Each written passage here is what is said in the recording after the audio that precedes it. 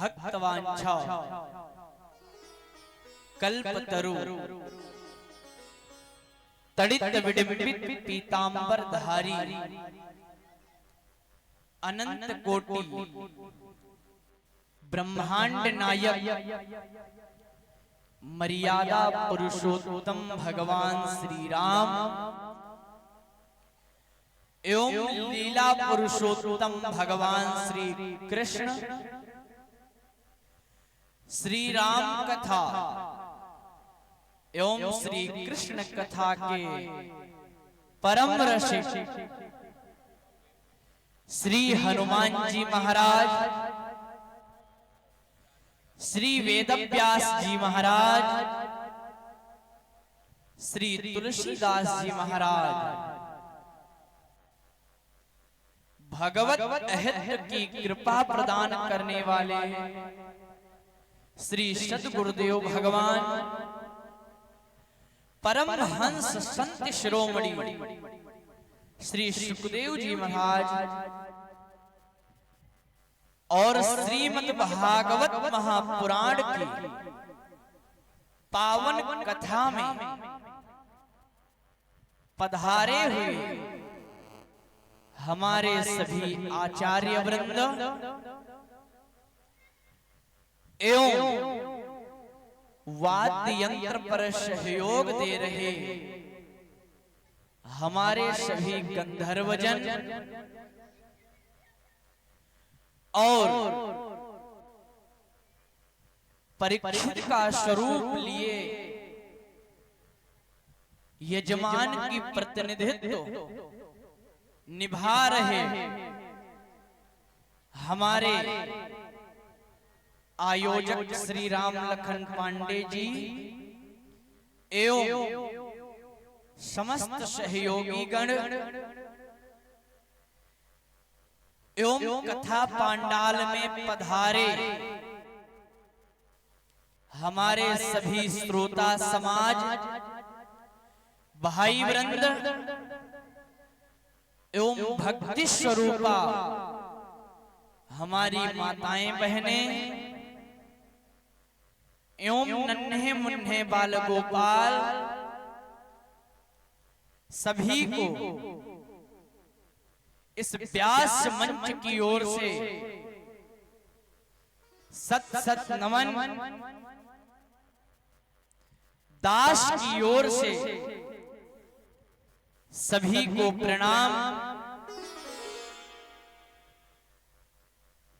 बड़े ही सौभाग्य की बात है कि हमारे ग्राम में, नगर में, क्षेत्र में एवं मोहल्ले में भगवान की परम मंगलमयी पावन चर्चा प्रारंभ हो चुकी है, जिसका आज द्वितीय दिवस रात्रि काल की बेला प्रारंभ हो गई है। तो मेरा निवेदन है कि जहां तक भी हमारी आवाज पहुंच रही हो तो आप सभी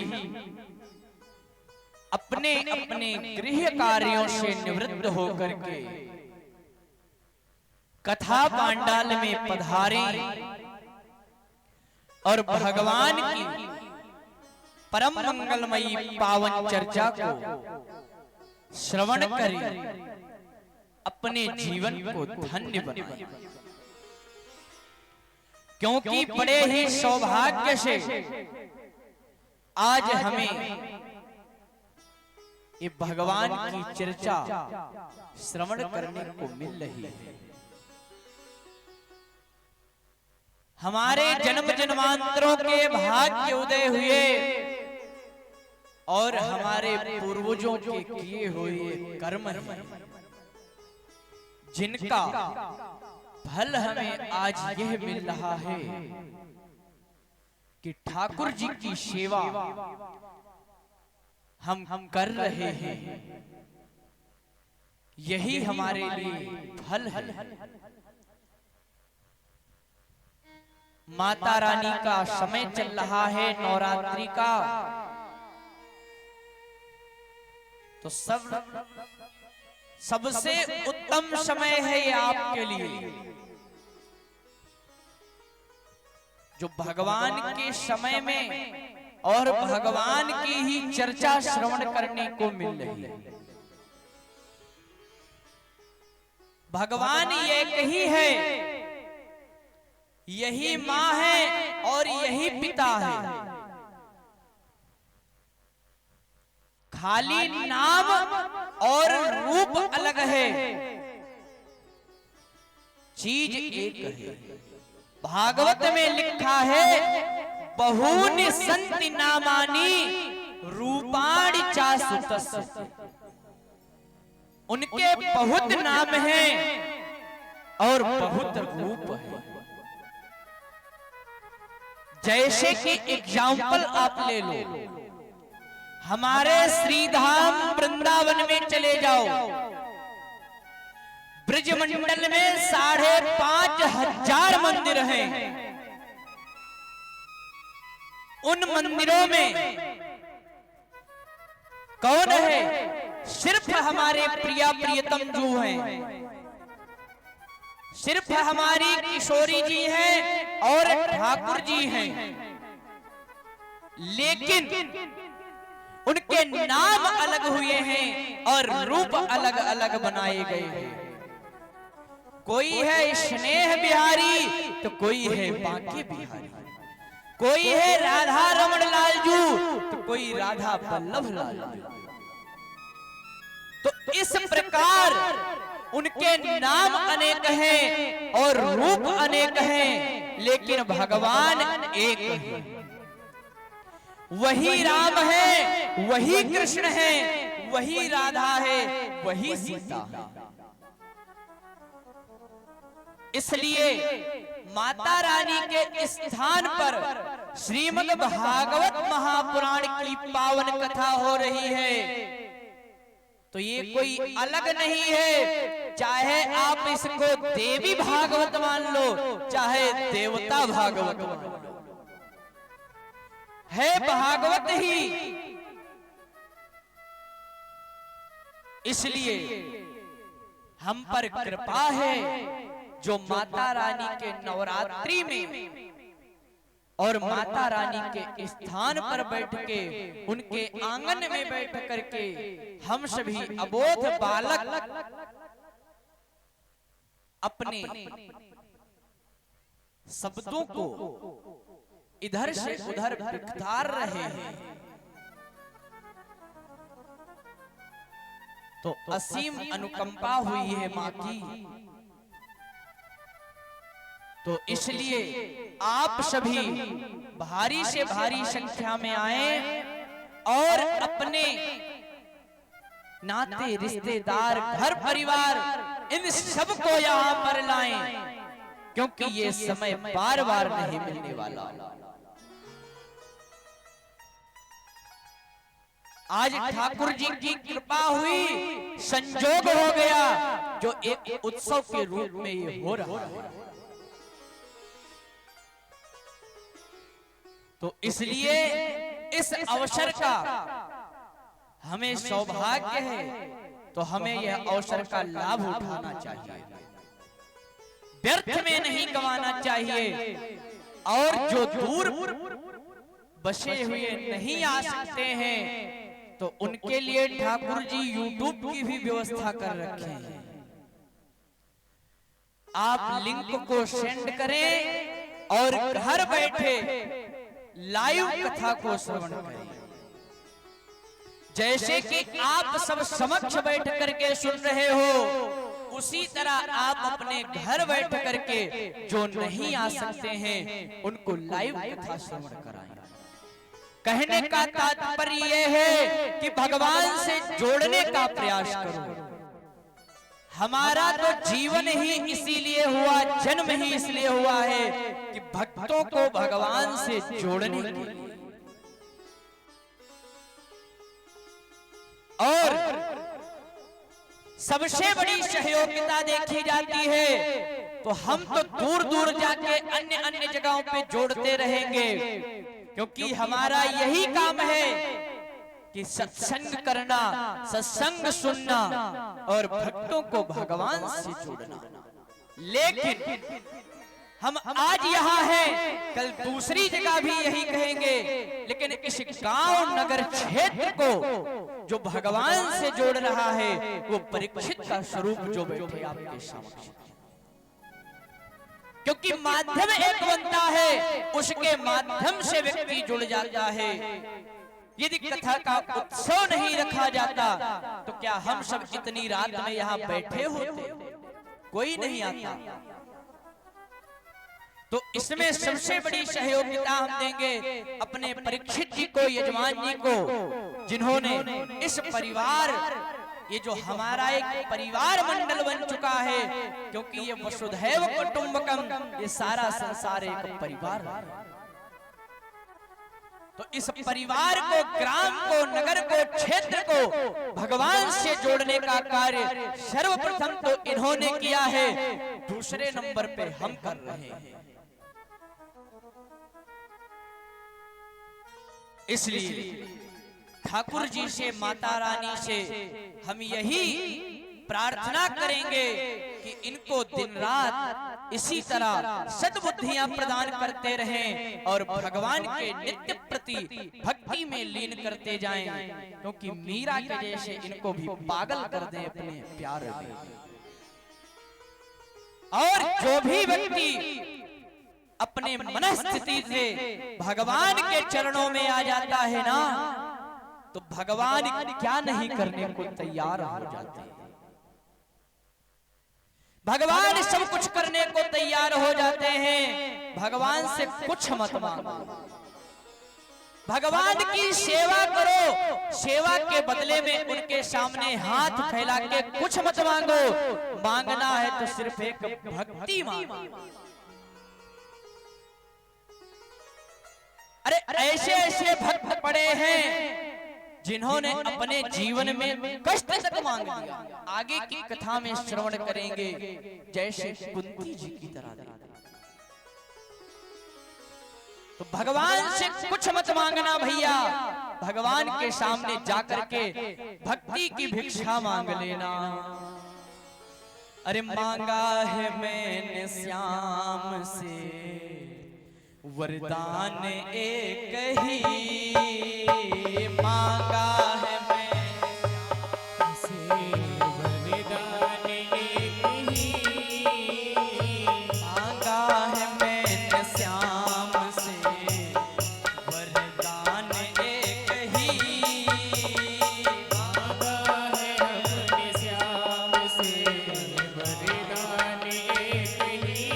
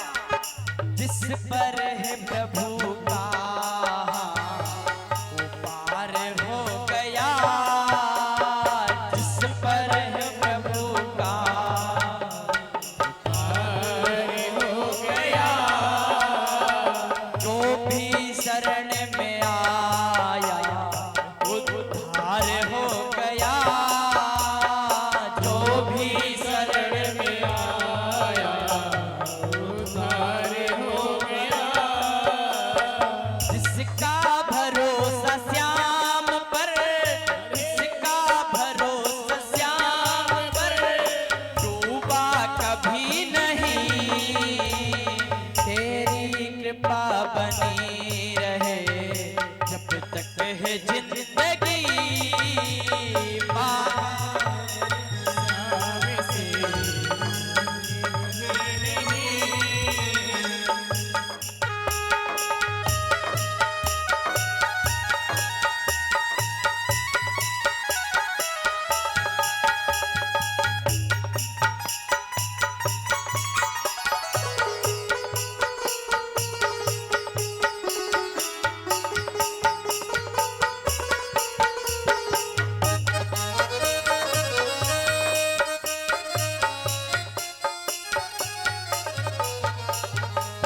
भक्ति करते हैं ना हम सब, इसको करते तो जा रहे हैं लेकिन हम भगवान की माया को नहीं समझ पाते। भगवान की माया कभी समझ में आएगी भी नहीं।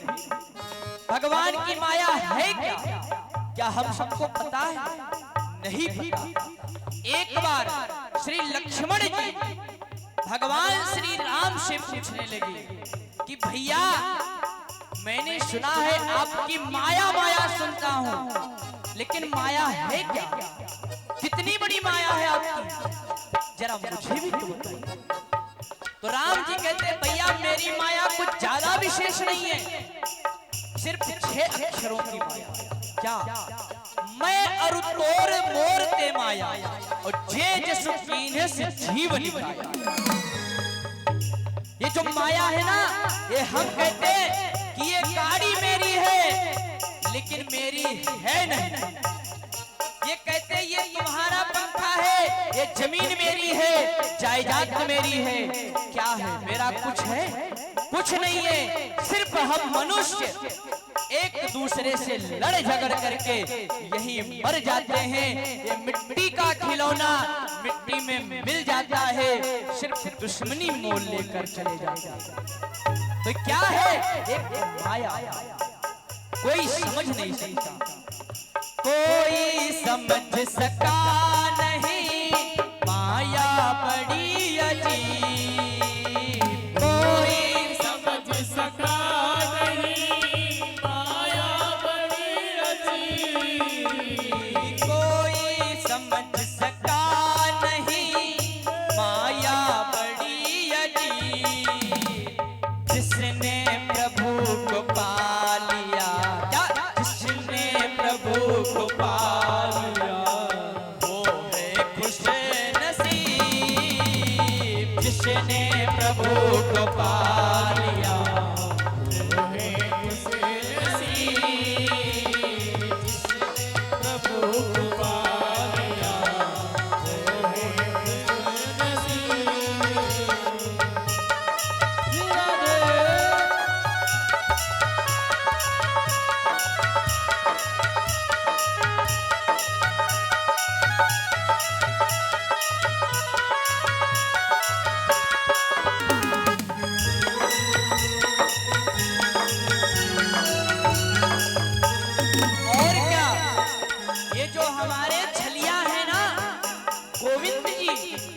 इनसे कोई भी रिश्ता बना लो, ऐसे नहीं।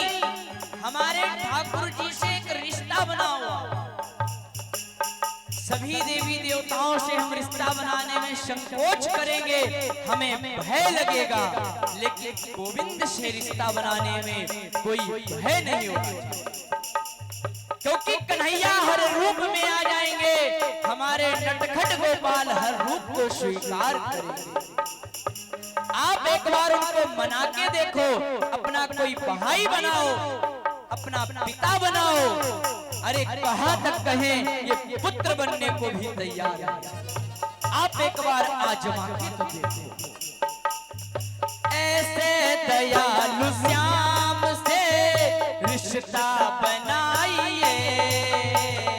ऐसे दयालु श्याम से रिश्ता बनाइए।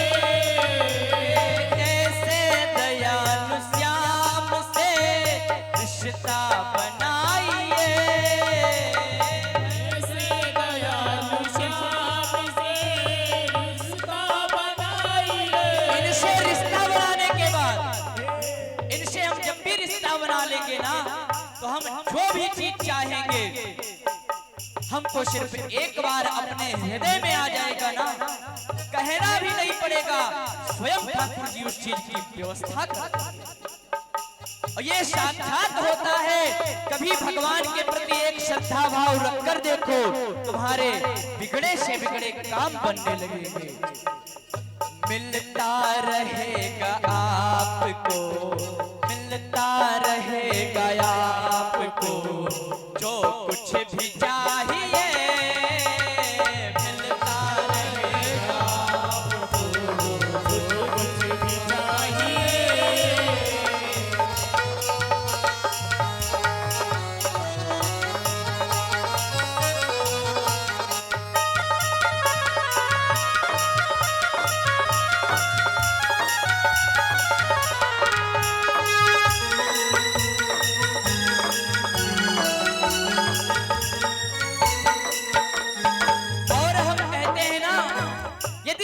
कोई कार्य हो रहा है, बनते बनते कार्य बिगड़ जाए तो हम किसे दोष देने लगते हैं कि हमारी किस्मत नहीं थी। हम अपनी किस्मत को दोष देते हैं कि हमारे कर्म नहीं ठीक। इसलिए किस्मत को भी दोष मत दो। क्या कहते हैं लोग जिंदगी किस्मत की बात है, कहते हैं लोग किस्मत की बात है, कहते हैं लोग जिंदगी किस्मत की बात है, कहते हैं लोग जिंदगी किस्मत की बात है। लेकिन किस्मत की बात करते हैं ना हम, तो किस्मत बनाना भी किसके हाथ में है? किस्मत भी हमारे गोविंद बनाएंगे। किस्मत बनाना भी मगर, किस्मत बनाना भी मगर उसके ही हाथ है, मांगा उसके ही हाथ है।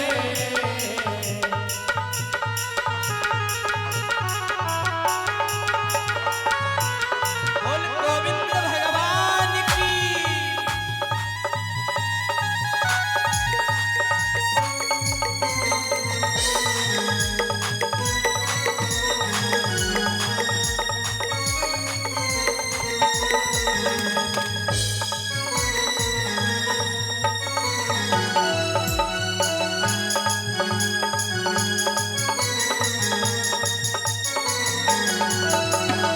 और क्या, अब मैं कह रहा हूं आप सबसे, क्योंकि मैंने आजमाया है ठाकुर जी की कृपा से और मैंने देखा है चमत्कार अपने गोविंद के, इसलिए ये मैं कह रहा हूं। क्या कर ले यकीन अब मेरा, कर ले यकीन अब मेरा, ज्यादा समय नहीं, कर ले यकीन अब मेरा, ज्यादा समय नहीं, कर ले यकीन अब मेरा। ज्यादा समय नहीं हमारे पास है, जितना ही हम भजन कर लेंगे वही हमारा जीवन सार्थक होगा, क्योंकि समय का पहिया फिरता हुआ जा रहा है। आज हम बच्चे हैं, कल हमारी शादी हो जाएगी, हम नौजवान कहे जाने लगेंगे, कुछ दिनों बाद हमारे बाल बच्चे हो जाएंगे, हम पिता बनेंगे, धीरे धीरे उनकी शादी होगी, हम सास ससुर बन जाते हैं, फिर धीरे धीरे हम वृद्ध पर आ जाएगा, एक न एक दिन हम खटिया पे लद के खेतों के वास्ते हो जाएंगे, शमशान चले जाएंगे। आज शरीर वही है, आत्मा वही है, आज हम बालक हैं और एक दिन हम वृद्ध हो जाएंगे। इसलिए जो समय है ना उसको मत गवाओ मेरे प्यारे, ये समय कभी वापस नहीं आने वाला। यदि हम वो शब्द बोल दिए, ये शब्द कभी वापस नहीं आने वाले। कर ले यकीन अब मेरा, ज्यादा समय नहीं, कर ले यकीन अब मेरा, ज्यादा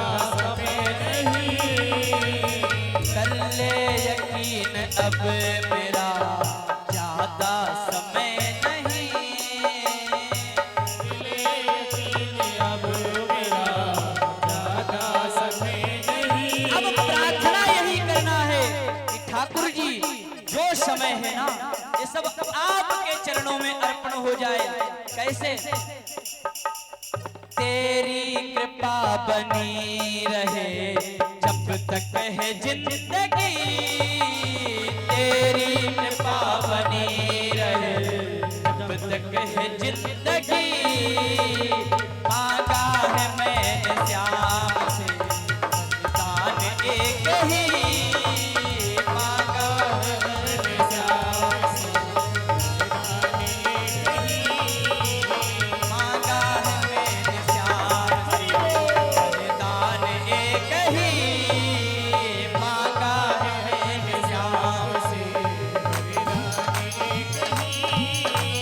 तेरी कृपा बनी रहे जब तक है जिंदगी, तेरी कृपा बनी रहे जब तक है जिंदगी। मांगा है मैंने श्याम से वरदान एक ही, मांगा है मैंने श्याम से वरदान एक ही, मांगा है मैंने श्याम से वरदान एक ही, मांगा है मैंने श्याम से वरदान एक ही। इसलिए भगवान से हम सब एक ही वरदान मांगते हैं कि प्रभु जो भी समय है ना, आप इस समय को अपने चरणों में ले लीजिए। तो मैं यही कह रहा था कि हम सबका सौभाग्य हुआ जो माता रानी के चरणों में ये सेवा करने का अवसर प्राप्त हुआ है। तो आइए अब ज्यादा कुछ वार्तालाप ना करके भगवान की मंगलमयी चर्चा उसमें प्रवेश करेंगे। मध्याह्न काल की बेला में हम सबने श्रवण किया कि जो ज्ञान वैराग्य मूर्छित अवस्था में पड़े थे ना, आज भगवान की इस भागवत से, इस भागवतामृत को श्रवण करके वह ज्ञान वैराग्य भी ताता थैया करके नाच रहे। तो नारद जी ने जब यह सब आश्चर्य देखा तो नारद जी को इस भागवत की महत्ता पता चला। तो इस प्रकार भागवतामृत चलती गई। फिर तो नारद जी ने एक प्रश्न कर दिया सनकादिकों से कि भैया आपने ये श्रवण कराया, मैंने इसकी ये महत्ता तो देख ली कि ज्ञान वैराग्य जागृत हो गए, तो क्या इस भागवत से पापियों का भी कल्याण हो सकता है? क्योंकि आजकल हम सब पाप बहुत कर रहे हैं। जितनी पुण्य नहीं करते उससे दसियों गुना तो पाप कर डालते हैं। और आए दिना हम सबसे भी पाप हो ही जाता है, ना चाह कर भी पाप हो जाता है। कैसे? हम सब चलते हैं भूमि पर, पृथ्वी देवी पर चलते हैं, हमारे पैरों के नीचे कोई भी छोटा मोटा कीड़ा जीव जंतु आ जाए, क्या हम उसे देख पाते हैं? हम नहीं देख पाते हैं। हमसे अनजान में ही पाप हो तो रहा है। तो इसलिए ऐसा कोई इंसान नहीं जिससे इस संसार में पाप ना हो। तो आज नारद जी ने सनकादिकों से यही प्रश्न किया कि भैया क्या पापियों का भी कल्याण हो सकता है इस भागवत से? तो सनकादिक कहने लगे तुम पापियों की बात कर रहे हो? अरे ऐसा कौन सा पापी है और ऐसा कौन सा पाप है जो इस पाप को करने के बाद ये कथा श्रवण करे फिर भी उसका पाप उसी तरह लदा रहा?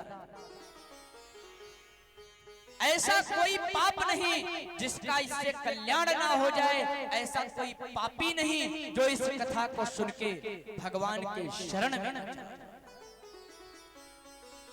नारद जी ने कहा, अच्छा आप तो ऐसे कह रहे हैं, लग रहा आपने आजमा के चेक किया, ऐसा कोई प्रमाण है क्या? यदि कोई प्रमाण हो तो आप मुझे बतलाओ। सनकादिकों ने कहा, बिल्कुल मेरे पास प्रमाण है। तब जाकर के आज सनकादिकों ने गोकर्णोपाख्यान की कथा विस्तार से श्रवण कराई। ये मानवा पाप कृतस्तु सर्वदा सदा दुराचार गता विमार्गता क्रोधाग्निना कुटिलाश्च कामिनः सप्ताह यज्ञेन कलौ पुनन्ति ते। अरे आप कह रहे हो प्रमाण का और पापियों को कह रहे हो ना, तो अब सुनो। सनकादिकों ने कहा कि भैया, एक गंगा के किनारे आनंद नाम का गांव था। एक इतिहास वहां का मैं आपको सुनाता हूं। वहां पर एक पंडित जी रहा करते थे, उनका नाम था श्री आत्मदेव शर्मा। उनकी पत्नी श्रीमती धुंधली देवी और पंडित जी महाराज इतने धर्मवान नैष्ठिक ब्रह्मचर्य से रहते थे, बहुत ही बड़े ब्रह्मचारी थे। नित्य क्रिया करनी, प्रातः काल से लगा के सायं काल तक की जितनी ब्रह्मचर्य की क्रिया होती है, सारी आत्मदेव जी महाराज करते हैं। सब कुछ है उनके पास, धन है, दौलत है, माल है, खजाना है, ज्ञान है, विवेक है, सब कुछ है। बड़े ही संतोषी ब्राह्मण भी हैं, लेकिन जितने सीधे और सरल हमारे ब्राह्मण आत्मदेव जी हैं, उतने ही उनसे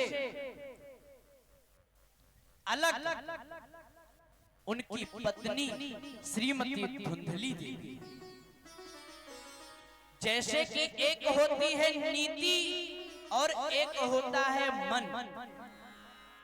तो नीति हमसे कहती है कि भगवान की कथा सुनो, और मन कहेगा कि नौटंकी हो रही, उसमें चलो।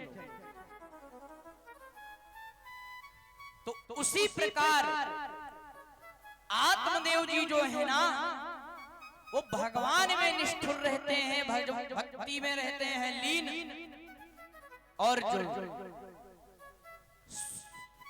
धुंधली देवी है, वो सदैव दुराचारणी है, उसको दुराचार में अच्छा लगता है।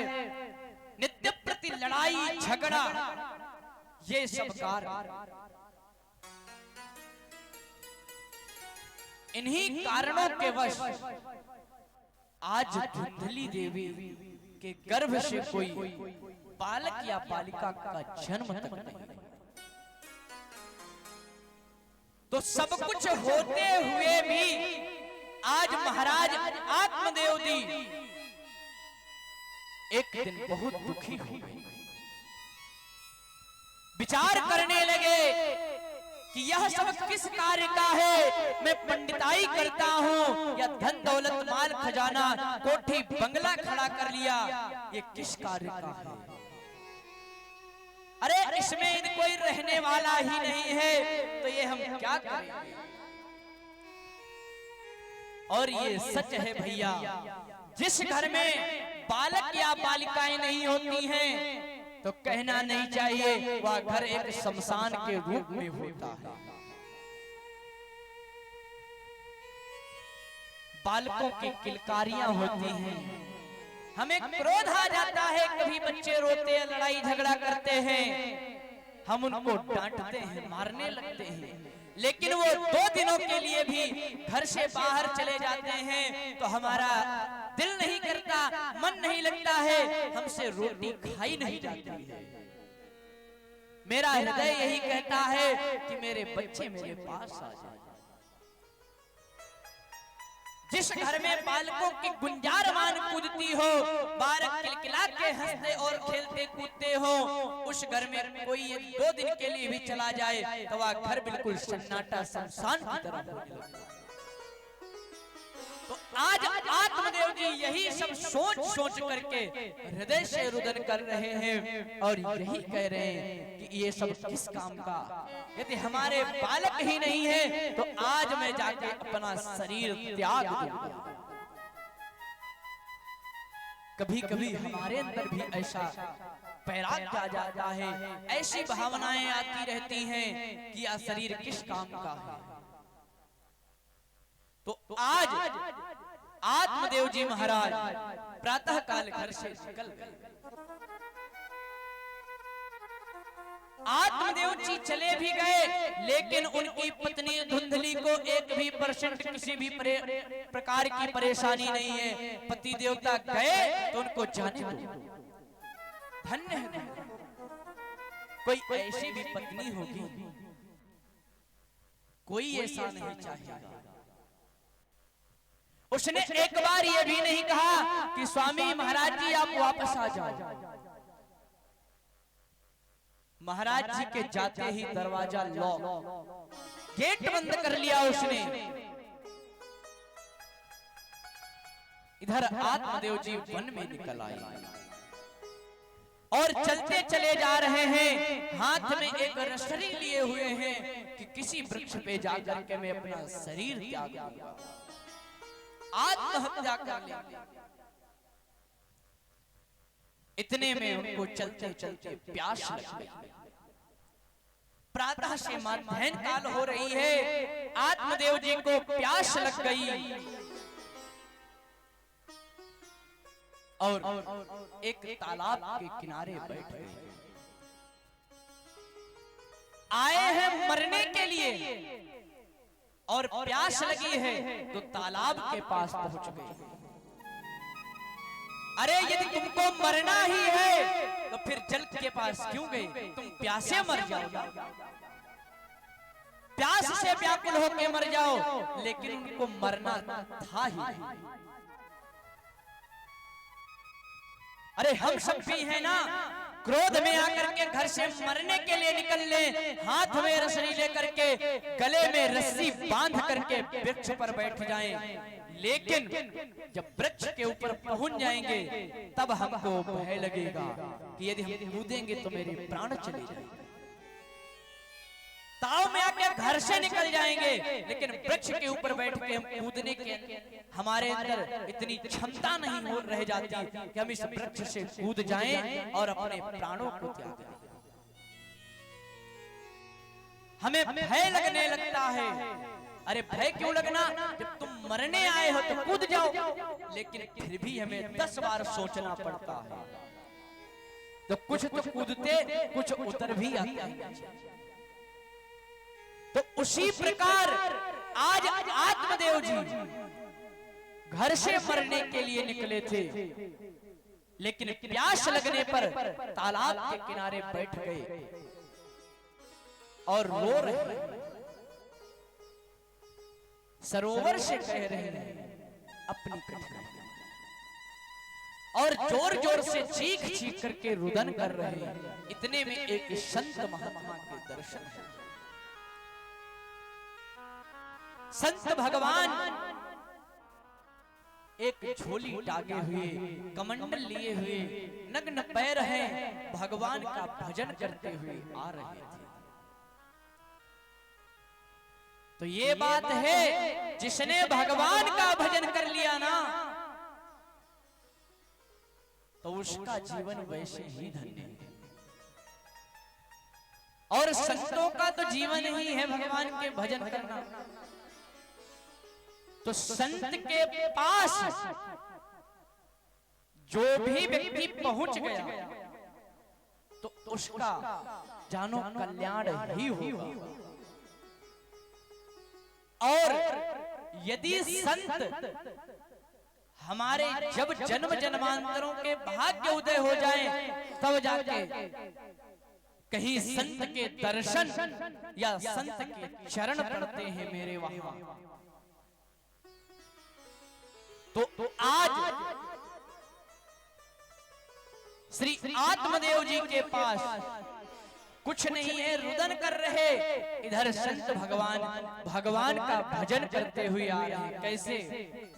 गोविंद में रोहे, गोपाल में रोहे,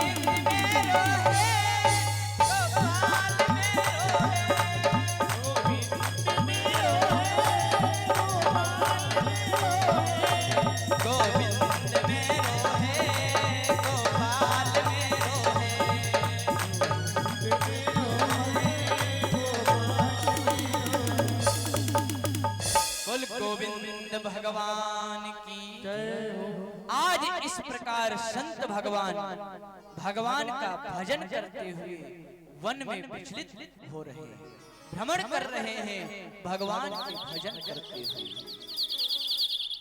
इतने में संत भगवान को इधर एक ब्राह्मण रुदन करते हुए दिखा तालाब के किनारे।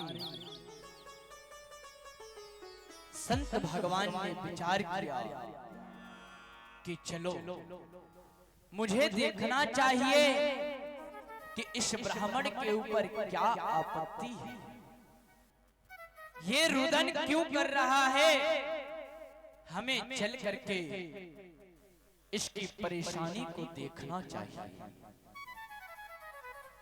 आज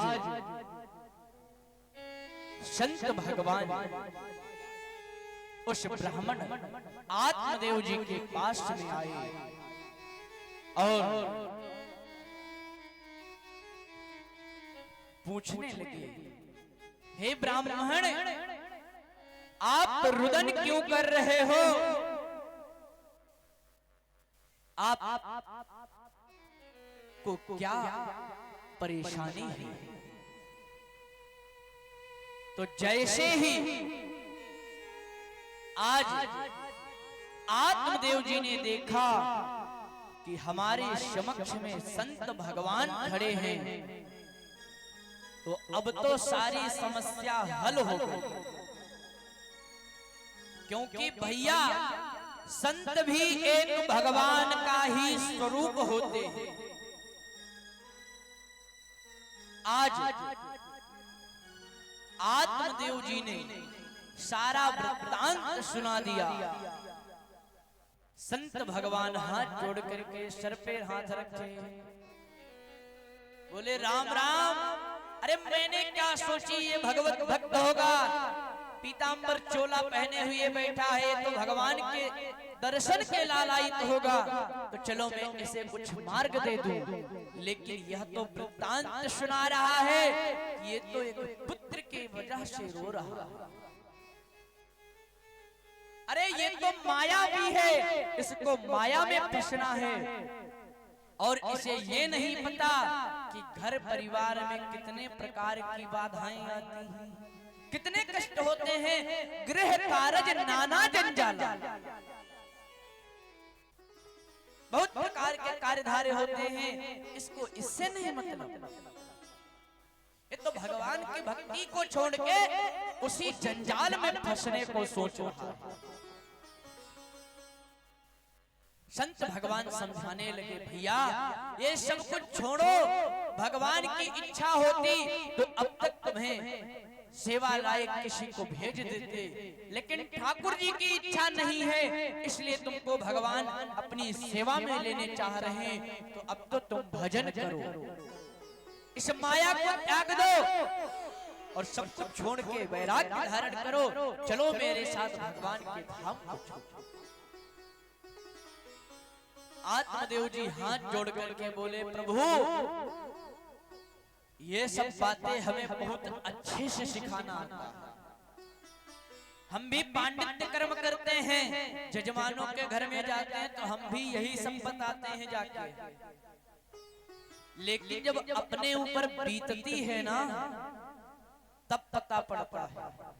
अरे आपको क्या पता, आप तो बचपन से ही सब कुछ घर परिवार छोड़ के भाग गए, तो जब बचपन से ही घर परिवार ही छोड़ दिया तो शादीशुदा कहां से हो, और जब शादीशुदा नहीं तो बच्चे कहां से होंगे। और बच्चों की प्रसन्नता आपको क्या मालूम, जब छोटे छोटे बच्चे पापा मम्मी दादा दादी नाना नानी कह के बुलाते हैं ना, तो उनकी तोतली वाणी को सुन करके क्या हृदय में प्रसन्नता छाती है वो आपको क्या पता। आप तो बाबा बैरागी हो, आपको इन सब से क्या मालूम। इसलिए प्रभु मैं तो आपसे अब ये कहूंगा कि कहीं से भी मुझे पुत्र रत्न प्राप्त कराओ, और इधर उधर की बातें मुझे बिल्कुल मत बताइए। अब तो संत भगवान बड़े ही विडंबना में फंस गए कि अब इससे मैं मत्था कैसे छुड़ाऊं अपना। अब तो आत्मदेव जी ने रट लगा ली कि नहीं, मुझे आप पुत्र प्राप्त कहीं से भी कराइए। संत भगवान बोले, भैया मैं आपको प्रणाम करता हूँ, आप पुत्र कहीं से ले आओ, मैं भी चलता। आत्मदेव जी धड़ाम से अपनी खोपड़ी पटक दिए उनके चरणों में, बोले बाबा अब तो ऐसे हम जाने देने वाले हैं नहीं तुम्हें, क्योंकि मैंने सुना है कि जो काम हाथ की लकीर नहीं कर सकती वह एक संत फकीर कर देता है। तो आज आप हमारे समक्ष पधारे हो तो आप में इतना सामर्थ्य है कि आप एक पुत्र रत्न प्राप्त करा सकते हो।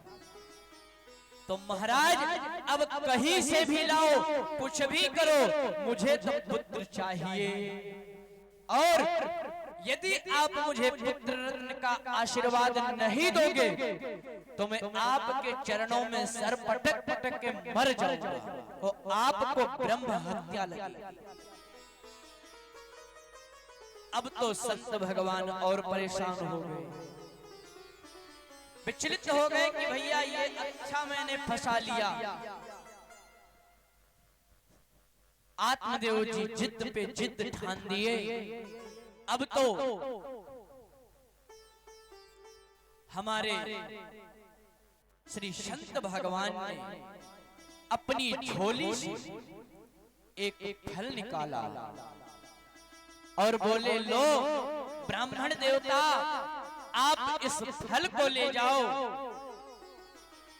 और अपनी धर्म पत्नी जी को खिला देना,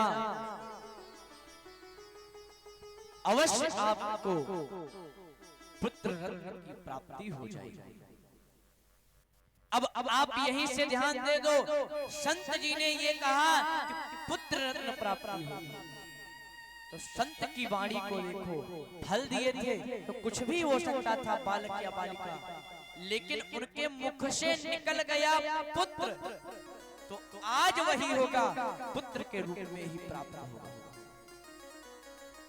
आत्मदेव जी ने कहा, महाराज जी कुछ नियम संत भगवान ने कहा नियम कुछ नहीं, बस थोड़ा शुद्धता से रहे, पवित्रता से रहे। ये दीन दुखी कोई दरवाजे पे आ जाए उसे प्रसाद ग्रहण करा, उसे कभी अनादर मत करें, उसे कभी भगाएं नहीं। और ये करना चाहिए हम सबको भी। यदि कोई दीन दुखी आ जाता है, भिक्षा मांगने कोई भी आ जाए, तो उसे कभी दरवाजे से भगाना नहीं चाहिए, अपितु मुझे उसे प्रसाद ग्रहण कराना चाहिए। क्योंकि कहा गया है ना, पता नहीं किस रूप में आके नारायण मिल जाएगा।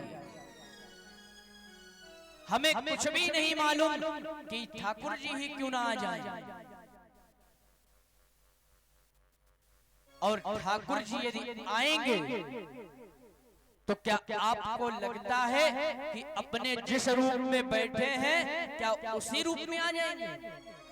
कभी ऐसा हो ही नहीं सकता।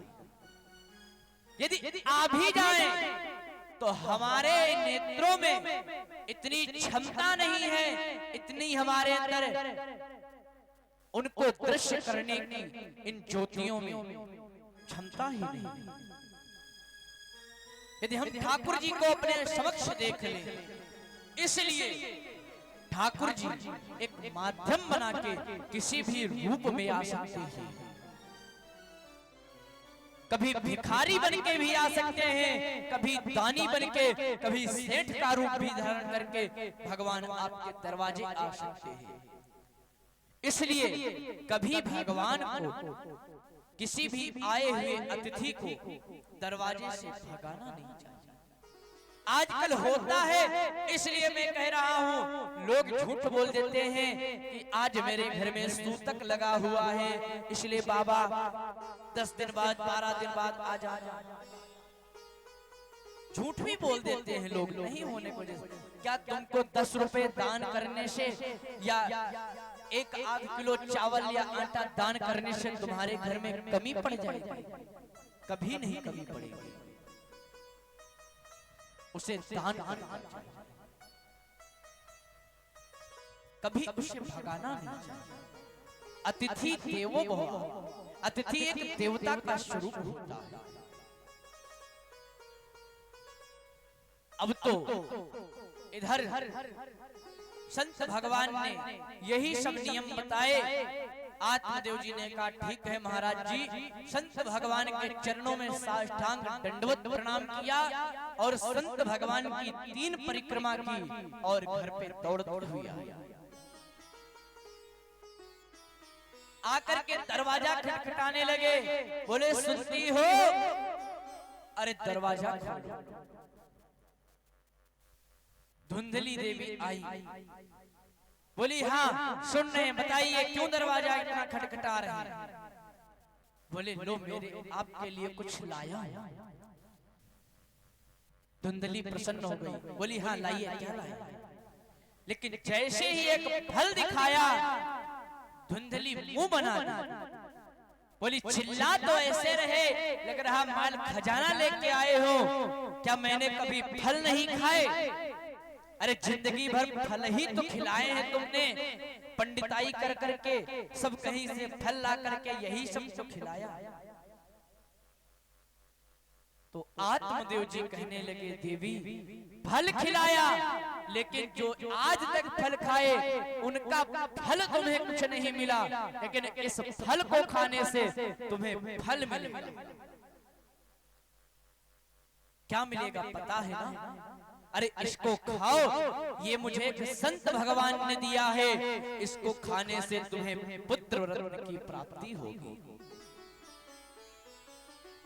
आज संत भगवान का आशीर्वाद मिला।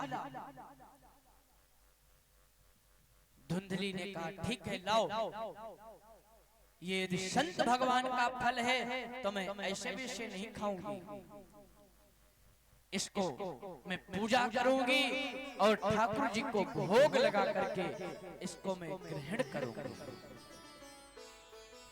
फल को तो ले लिया, लेकिन अब इधर उधर उसका दिमाग चलने लगा कि कहीं पता नहीं किस बाबा से ये टोना टटका करा के ले आए हो और हमें खिला के कहीं मेरे प्राणों को तो नहीं लेना चाहते, या मेरी मति को भ्रमित तो नहीं करना चाह रहे। मैं तो इस फल को नहीं खाने वाली, क्योंकि धुंधली का दिमाग तो जितना ही ब्राह्मण देवता अपने धर्म से लगे रहते, उतना ही ये दुराचारी थी, दुष्ट प्रवृत्ति की थी। इसलिए उस फल को उसने खाया नहीं और बैठ गई लेकर के, मुंह लटका लिया नीचे को। इधर उधर के विचार और इधर उधर के गलत भाव अपने अंदर लाने लगी, अपने पति के स्वरूप, अपने पति के प्रति गलत गलत भाव लाने लगी कि ये पता नहीं कैसा मेरे लिए फल लाए, आज मेरे पति होकर के मुझे ही मरवाना चाहता। ये पतिव्रता का धर्म नहीं होता जो अपने पति के प्रति ऐसा सोचे। इसलिए धुंधली पतिव्रता है ही नहीं। पतिव्रता कौन है, आगे आने वाली कथाओं में आप श्रवण करोगे। हमारे ब्रज की गोपियां पतिव्रता। तो आज धुंधली उस फल को लिए हुए बैठी विचार कर रही है कि हमें खाना चाहिए या नहीं खाना चाहिए। अब तो इतने में एक पड़ोसिन आ गई, और पड़ोसिन के आते ही रोज धुंधली यदि कोई आ जाए तो उठ करके उसको आसन दे, वार्तालाप करे, प्रसन्न हो जाए। और यदि कोई घर नहीं भी आए ना तो वह दूसरों के घर में चली जाए। क्यों?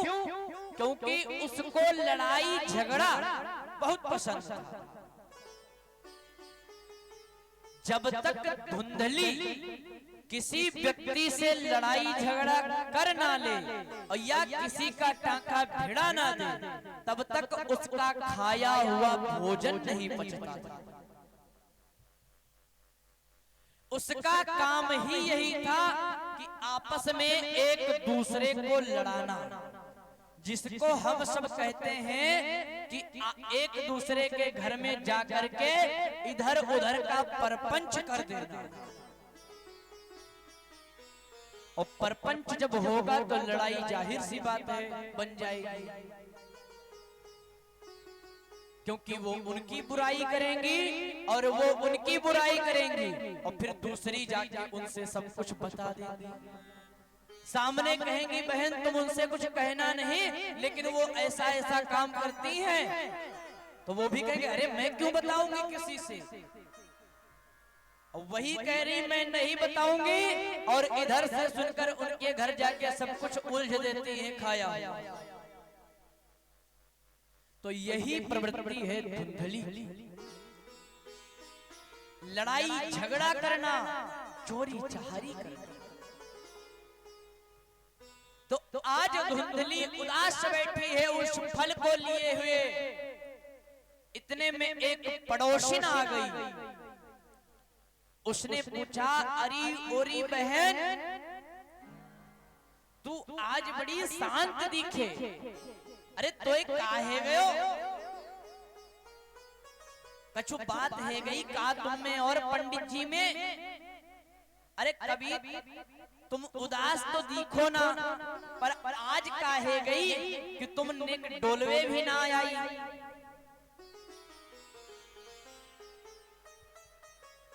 कुछ कारण है क्या? तब धुंधली ने सारा वृत्तांत सुनाया।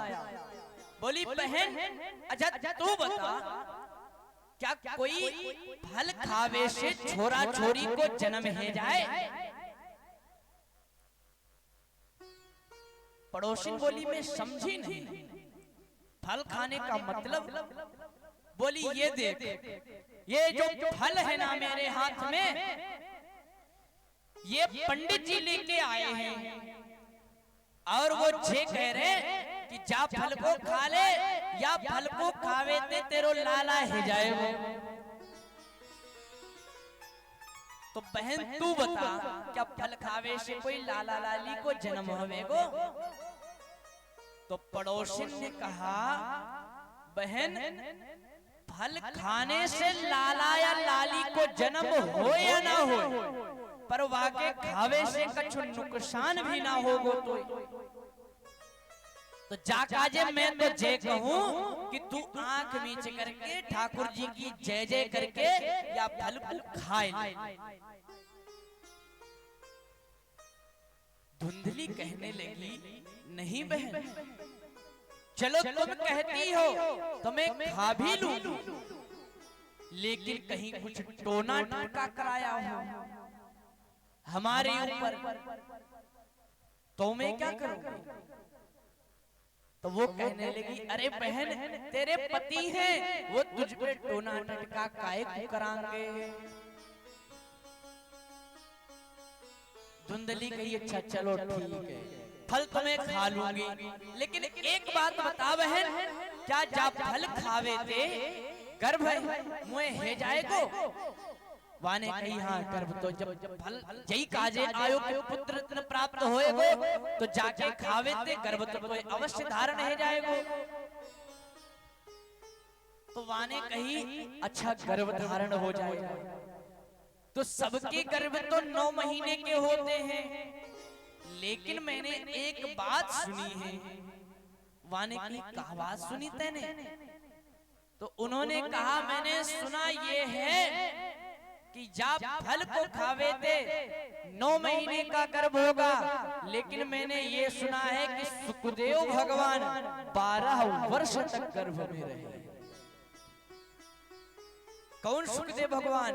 जो इस कथा को कहे हैं, उन्हीं की परंपरागत आज हम सब उनके बालक जो आप सब तक कथा पहुंचा रहे हैं। ये वही कथा है जो सुखदेव भगवान कहे। तो पड़ोसी ने कहा, बहन बात तो तू ठीक कह रही है, सुखदेव भगवान तो 12 वर्ष रहे। तो धुंधली ने कहा, अब बहन तू ही बता, यदि वो 12 वर्ष गर्भ में रह सकते, तो कहीं मेरे छोरा ने 1 आध साल भी गर्भ में रह लियो तो मेरो तो जीते जी मरनो है जाएगा।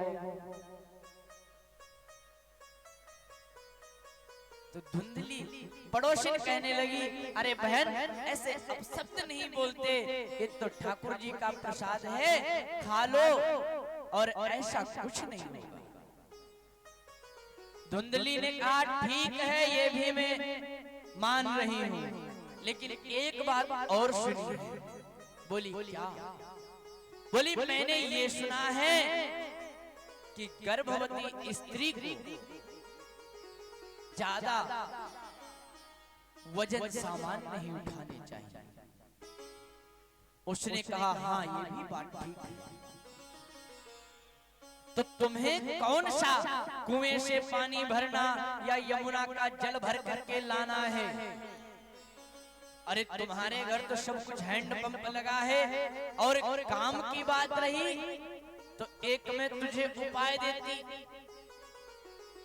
जब तोए लाला को जन्म होगो ना, तब बुआ जो होगी ना याकी, तो नेक लेवे बहुत जल्दी आवेगी। तो एक बात बताऊं ना, जब बुआ नेक लेवे के काजे आवेगी ही, तो वहां से एक काम और कर लो, वहां को 2-4 महीना पहले ही बुला लो, और ग्रह के जितने भी कार्य हो सब कछुआ से करवाओ, और जाते समय नेग के रूप में कुछ और बढ़ा चढ़ा के दे देना। धुंधली बोली, अरे बहन तू का जाने मेरी नंद को, मेरी नंद तो महाचुट्टिन है, वो एक दिना के काजे घर में आवे ना, तो मैं तो जई ना जान पाऊं कहा का माल ले गई और कहा रख गई। और तू कह रही है 2-4 महीना के लिए? अरे 2-4 महीना वो यदि रुक गई ना, तो सारो घर पर सट है जाएगा। जामे तो कुछ बचेगो ही ना है। तो जा काजे मैं अपनी बहन को ना बुला लूं। पड़ोसी ने कहा अरे बहन, अरे काऊ को बुला ले पर तू बुला ले, जब फल को खा ले। धुंधली ने कहा ठीक है, मैं फल को अवश्य खा लूंगी, आप कह रही हो, लेकिन मैंने एक चीज और सुनी। उसने कहा अच्छा क्या सुना? तो धुंधली ने कहा मैंने सुना है कि गर्भवती स्त्री ज्यादा तेज भाग नहीं पाती है। तो पड़ोसी ने कहा बहन तुझे कौन सा आर्मी में भर्ती करवानी है अपनी? अरे तुझे तो घर में रहना है, इधर से उधर डोलना है, कौन दौड़ भाग करनी है? उसने कहा अरे मैं वो नहीं कह रही, मैं तो ये कह रही कि कभी भगवान ना करे लेकिन कहीं अनहोनी हो जाए, गृह में आग लग जाए तो सब तो अपनी जान बचा के भागेंगे, हम तो इस गर्भ को लेकर भाग ही नहीं पाएंगे। पड़ोसिन कहने लगी अरे बहन ऐसे अपशब्द क्यों कह रहे हैं? भगवान का तुझे प्रसाद मिला है तो शुभ मंगल मंगल बातें करके ठाकुर जी की जय जय करके भोग को लगा ले और प्रसाद को पाले, तू अपशब्द क्यों निकाल? इस प्रकार धुंधली कुतर्क पे कुतर्क करती गई। जैसे चूहा जो होता है ना, उसका कभी मुख बंद नहीं होता, उसके दांत जो होते ना कुछ न कुछ काटने में लगे रहते हैं, उसी प्रकार ये जो धुंधली है वो कुतर्क पे कुतर्क करते जा रही है। एवं कुतर्क योगेन तत्फलम नैव भक्ष्यति, बातों पे बातें बना रही है लेकिन फल को नहीं खाया। तो पड़ोसी ने अपने सर पे हाथ पटके बोले बहन अरे तू जा फल को खा और या ना खा, मैं तो चली अपने घर को। आज वह समझाते समझाते हार गई, लेकिन धुंधली उस फल को नहीं खाई। एवं कुतर्क योगेन तत्फलम नैव भक्ष्यति, फल का भक्षण नहीं किया। पड़ोसी वहां से चली गई। धुंधली फिर उस फल कर लेकर बैठ गई, फिर सोच रही है कि इसको खाएं या ना खाएं। इतने में आज उसकी छोटी बहन कंकाली आ गई। धुंधली की बहन को नाम है कंकाली, आज छोटी बहन कंकाली आ गई। और जैसे ही वह आई उसने देखा कि मेरी बहन बड़ी उदास बैठी है, इसके उदासी का कारण क्या है? वह जाकर के बहन को प्रणाम और बोलने लगी बहन आज आपके मुखमंडल पे जो उदासी है ये किस कारण से? तो धुंधली ने सारा वृत्तांत अपनी बहन को भी सुनाया कि पंडित जी इस फल को लाए हैं और कह रहे हैं खा लो, क्या इसको खाने से कोई बालक बालिका हो जाए? अरे बहन तू तो मेरी कोख की बहन है, एक ही कोख से हमारा और तुम्हारा जन्म हुआ है, क्या मैं तुझसे झूठ बोलूं? अब बहन तू ही मुझे राय दे कि मुझे क्या करना चाहिए।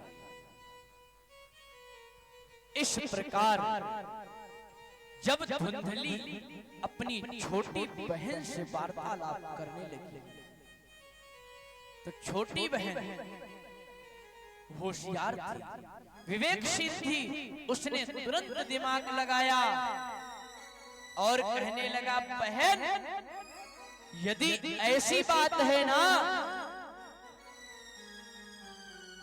कि हमारे जीजा जी को पुत्र चाहिए और इस फल के ऊपर विश्वास कर लिए हैं तो आप मेरी बहन हो, बहन से बढ़ के कोई होता ही नहीं है। और मेरी कोख की जन्मी हो, मैं कोख की बहन हूँ, आप एक ही माँ से हम दोनों आए हैं, इसलिए आपकी सहायता मैं करूंगी। जाओ, पुत्र चाहिए तो मेरे 12 बच्चे हो चुके हैं और 13वां लाला मेरे गर्भ में, तो जाओ, मैं आपको पुत्र दे दूंगी अपना, और इस फल को आप गाय को खिला दो। आपके द्वार पे जो गाय बंधी है वो भी तो बांझ है, उसने भी आज तक कोई बछड़ा या बछिया को जन्म नहीं दिया। तो जाओ बहन, बिल्कुल टेंशन मुक्त हो जाओ, तुम्हें किसी भी प्रकार की परेशानी मोल नहीं लेनी है। पुत्र की बात रही तो मैं तुम्हें दूंगी अपना पुत्र, और रही बात मेरे हस्बैंड की या मेरे पति देवता की, तो उनको कुछ नेका सामान दे दियो, मैं उन्हें समझाकर उनका मुंह बंद कर दूंगी, और जा फल को गौ को खिला दो। संत की भी परीक्षा हो जाएगी कि ये फल में कुछ था या ऐसे ही भोंगी थी। भोंग धुंधली प्रसन्न हो गई, कंकाली को अपने हृदय से लगा लिया, मस्तक पर चुंबन करने लगी, बोली वाह बहन हो तो तेरी जैसी, एक आई मेरा सर खा के चली गई, और तू आई 1 सेकंड में मेरा पूरी परेशानी को सॉल्व कर दिया, सारी समस्या को दूर कर दिया। तो कंकाली कह रही है फिर ऐसा ही ना हो तो मैं तेरी बहन कैसे कहूं। अब तो कंकाली की बताई हुई बात को ही इधर धुंधली ने किया, और उस फल को इधर गऊ को खिला दिया, और स्वयं अपने पेट के ऊपर कपड़ा बांधना प्रारंभ कर दिया। अपने पेट पर कपड़े बांधने लगी। आत्मदेव जी देख रहे हैं, उनको प्रसन्नता हो रही कि चलो अब तो संत की बात है, मुझे अवश्य पुत्र रत्न प्राप्त होगा। धीरे धीरे करके आज समय पूर्ण होने वाला है, लास्ट मंथ चल रहा है, 9वां महीना चल रहा है। इधर कंकाली का भी और इधर हमारी जो गौ माता को फल खिलाया गया था उसका भी। अब तो धुंधली ने खूब सारे कपड़े बांध लिए और अजीब अजीब सी हरकतें करने लगी, उल्टी करने लगी। जैसे गर्भवती माताओं को जो क्रियाएं होती वैसी क्रियाएं आज धुंधली नाटक,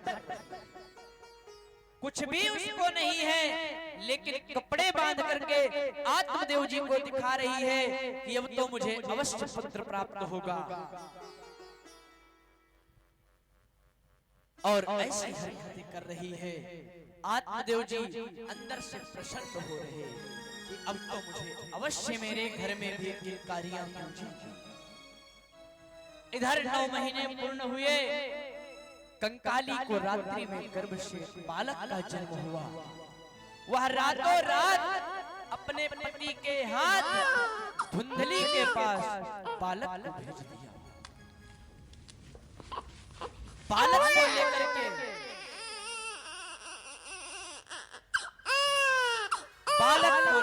के इधर कंकाली देवी के पति धुंधली देवी के पास आ गए और रातों रात बालक को दे दिया। इधर प्रातः काल हुई, आत्मदेव जी के पास दौड़ती हुई गई धुंधली। बालक रुदन कर रहा है, रोने की किलकारी सुनते ही आत्मदेव जी बिस्तर छोड़ के और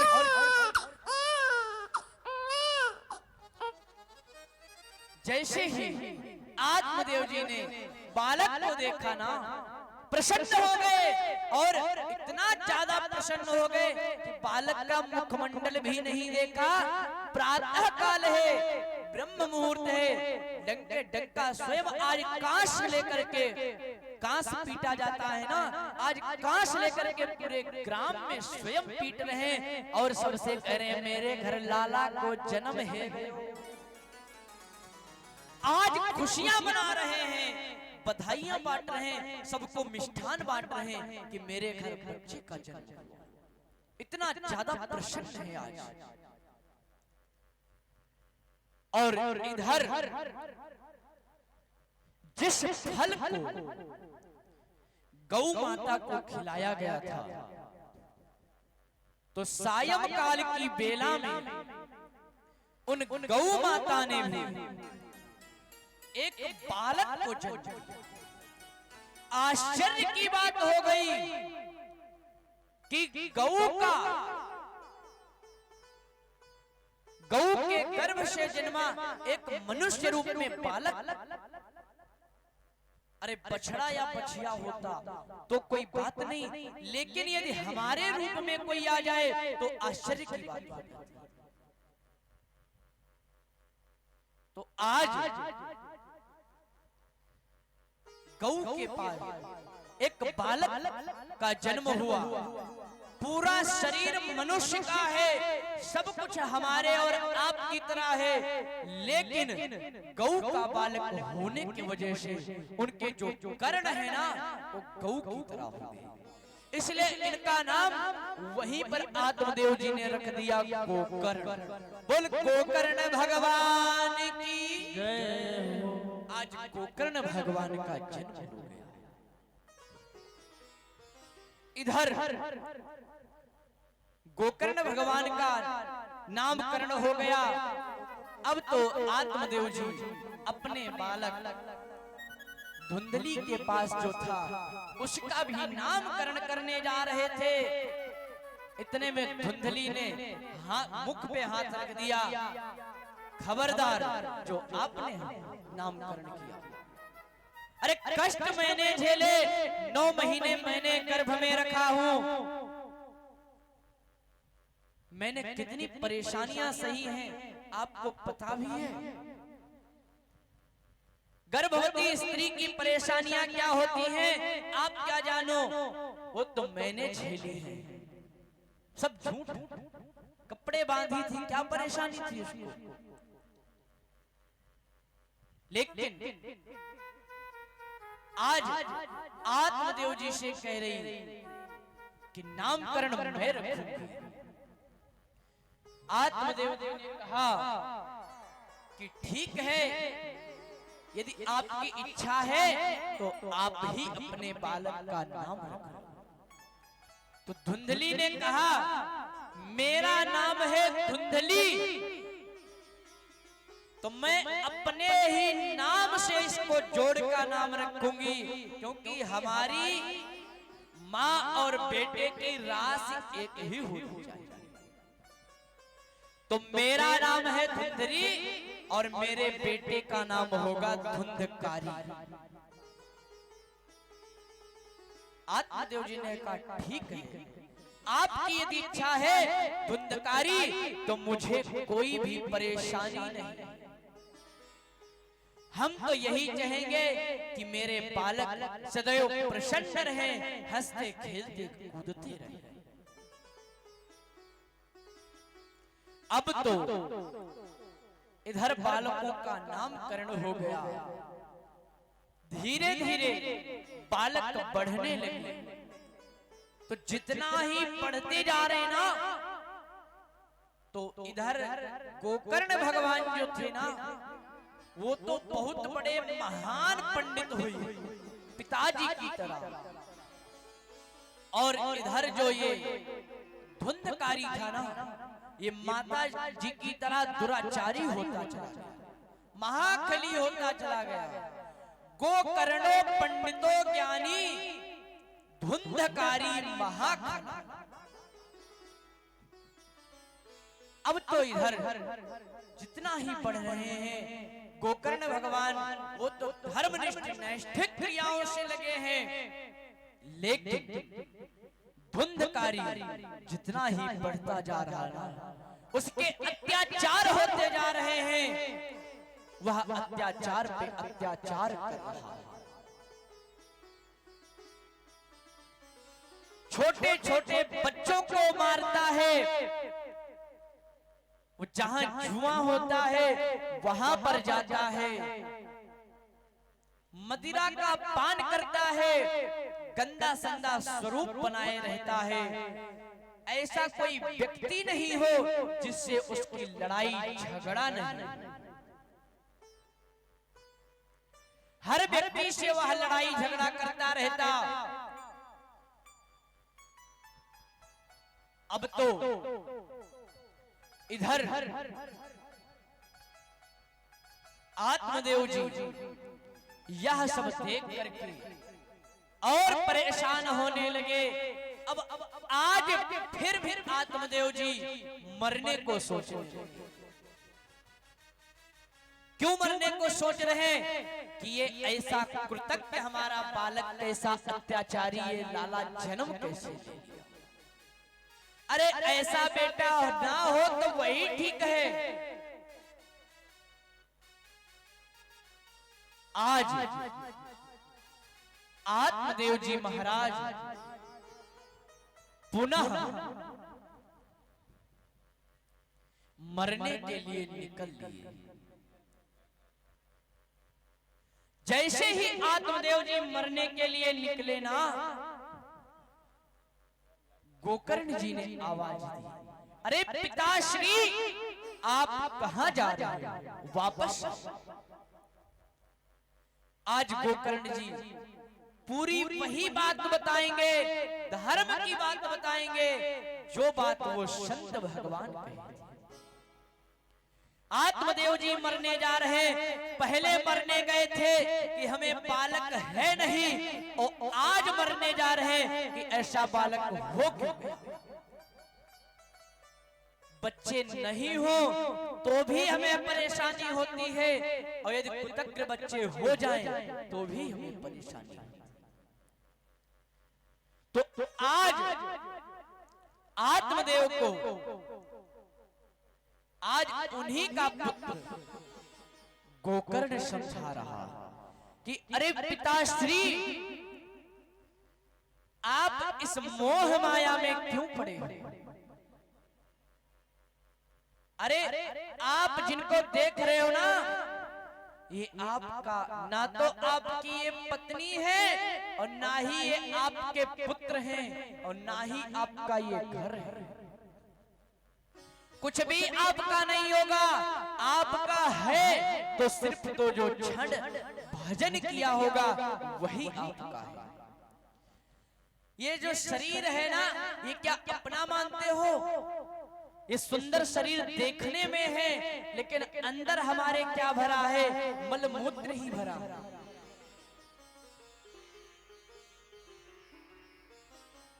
ये शरीर खाली पंचरत्नों से, पंचतत्वों से बनाई हुई एक धर्मशाला है। कैसे? क्षितिजन पावक गगन शरीरा, क्षितिजन पावक गगन शरीरा, पंचरचित यह अधम शरीरा,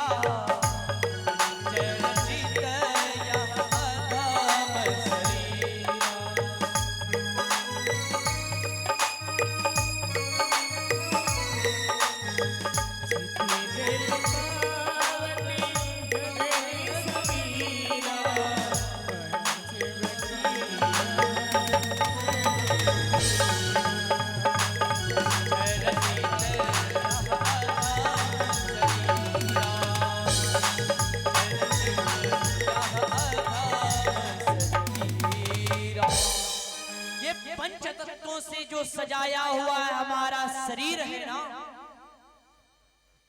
ये किसी काम का नहीं।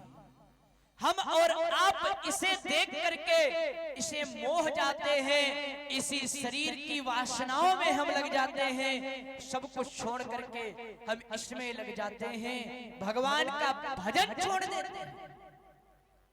इसलिए हमें ये सब छोड़ देना चाहिए भगवान के सामने। इसमें कुछ नहीं है, ये माया है, इस माया को छोड़ देना चाहिए। जब माया को छोड़ दोगे ना तो भगवान स्वयं आ जाएंगे आपके पास। हम सब जो जीव है ना एक माया में फंसे हैं, माया माया चिल्लाते रहते हैं।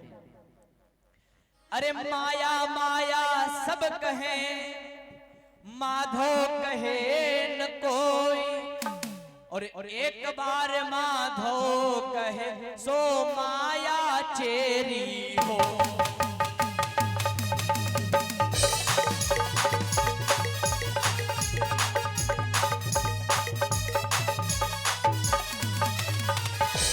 हम सब जो इस माया में लगे हैं ना, माया के चक्कर में माधव को भज नहीं पाते। इसलिए हमें इस मोह माया को पिताश्री त्यागो और भगवान का भजन करो। आप मेरे पिता हो, मेरा फर्ज नहीं है कि मैं आपको समझाऊं, लेकिन पिताश्री मैं आपसे निवेदन करूंगा कि आप इस माया को त्याग करके वैराग्य को धारण करो और भगवान के भजन करो। आज आत्मदेव जी को एक एक बात समझ में आ रही है। यही बात वो पंडित जी कह रहे, संत भगवान कह रहे थे, तब उनको समझ में नहीं आ रही थी, लेकिन आज एक एक बात समझ में आ रही है। अब तो वही जो गोकर्ण जी कहे वही क्रिया किए। 60 वर्ष की आयु में आज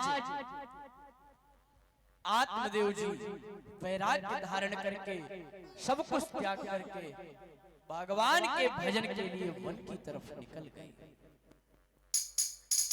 इधर अब तो धुंधली अकेली रह गई। धुंधकारी अत्याचार अधिक करने लगा। गोकर्ण जी ने विचार किया कि पिताश्री गए, माताश्री को ये परेशान कर रहा है और इनके बाद मेरा ही नंबर आएगा, तो इससे अच्छा है कि मैं पहले ही निकल गया। आज गोकर्ण भगवान भी अपना दंड कमंडल लेकर के भगवान के भजन के लिए वन की ओर निकल गए। अब तो रह गई अकेली धुंधली देवी, सिर्फ माँ और बेटे रह गए।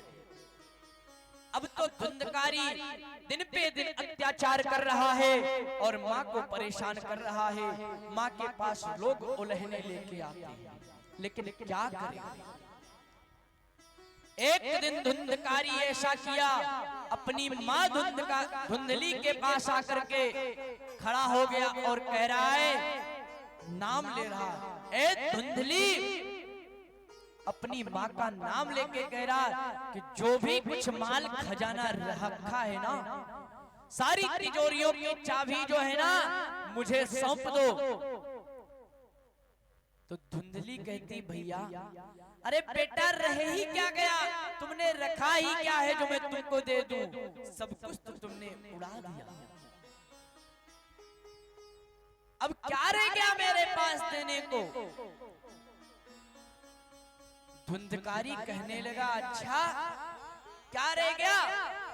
अरे मैं तो कह रहा हूं तुमसे सम्मान से आज दे रही हो तो ठीक है, और यदि तुमने नहीं दिया ना तो अभी तो मैं यहां से जा रहा हूं, और अभी जब मैं आऊंगा ना तो सारी चाबियां हमारे हाथ में होनी चाहिए, और यदि नहीं दिया तो आपको इस तरह मैं मृत्यु दंड दूंगा जो आपने सोचा भी नहीं।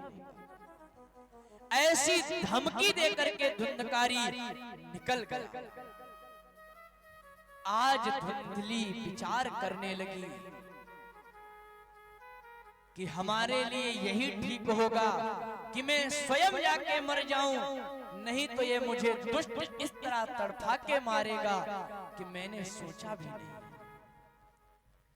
तो धुंधली आज बालकों के अत्याचार से जाकर के स्वयं एक कुएं में कूद करके अपने प्राणों को त्याग दिया। अब तो घर में कोई रह ही नहीं गया।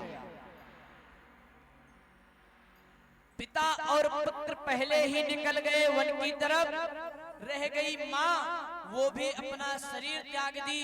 अब तो धुंधकारी अकेला रहा।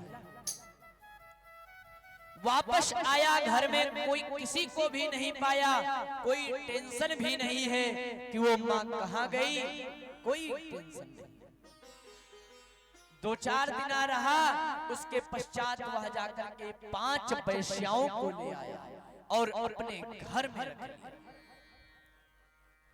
उन वेश्याओं को अपने घर में रखता है और रात दिन चोरी चहारी कर करके उन वेश्याओं को प्रसन्न करता है। वो वेश्याएं चोरी करता है और खूब उनको धन देता, वेश्याएं प्रसन्न रहती। लेकिन एक दिन धुंधकारी ने ऐसी चोरी की, सबसे बड़ी चोरी राजा की वहां कर दी। तो जब छोटी मोटी जगह चोरी हो तो इतनी जल्दी नहीं पकड़ मिलती, लेकिन जब बड़े व्यक्ति के वहां चोरी हो जाए तो चोर पकड़ जरूर जाता है। तो आज राजा के वहां से धुंधकारी बहुत सारा माल खजाना चुरा के लाया। वह सब देख के वह वेश्याएं आश्चर्य में पड़ गईं और आपस में वार्तालाप करने लगी कि बहन, आज जो इन्होंने चोरी की है ना, ये चोरी बड़ी घातक है और कहीं राजा को पता चल गया कि यह चुरा के लाए हैं तो ये तो मारे ही जाएंगे और इनके साथ हम भी मारे जाएंगे। और ऐसा है नहीं कि पता ना पड़े, पता भी अवश्य पड़ेगा। तो ऐसा करते हैं ना कि यदि इसके चक्कर में हम 5 मरेंगी तो इससे अच्छा है कि हम सब मिलकर इसी को ही मार देते हैं और आपस में धन लेकर के अपने अपने स्थान को चली जाती है।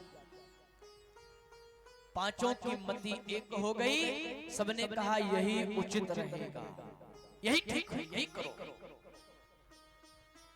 अब तो वह वेश्याएं धुंधकारी को मदिरा पान करा दिया, इतना अधिक मदिरा पान करा दिया कि उसको आगे पीछे कुछ दिख ही नहीं रहा। उसको पलंग पे लिटा दिया और चारों तरफ से उसको बांधने लगी। जब बांधने लगी ना तो धुंधकारी इतना तो समझ गया, वह चीखने लगा था। लेकिन जब कस कस के चारों तरफ से शरीर को बांधने लगी ना, अब वो हिल भी नहीं सकता, डुल भी नहीं सकता। तो धुंधकारी जोर जोर से चिल्लाने लगा। तो जब चिल्लाहट की आवाज हुई ना तो आपस में विचार करने लगी, बोली बहन ये चिल्ला रहा है ना तो इसकी चिल्लाहट की सुन करके ये पड़ोसी आ जाएंगे और उन्होंने यदि देख लिया तो हम सबको अवश्य दंड मिलेगा। तो एक ने कहा बहन इसको चिल्लाने की बात दूर धरो, अरे मैंने वो आग जला रखी है, मैं अभी ला करके इसके मुख में अंगारा लगा दूंगी, ये चिल्ला ही नहीं पाए। तो इधर सब बांधने लगी। एक वेश्या दौड़ के गई, चूल्हे से एक चैला निकाल के लाई, जलती हुई लाल लाल आग धुंधकारी के मुख में खोस दी। धुंधकारी तड़प तड़प करके मर गया, अपने प्राण त्याग दिया। विचार करो, यदि हमारे आपके कहीं से एक चिलगारी पड़ जाए तो छाला निकल आता है, कितनी बेचैनी होती।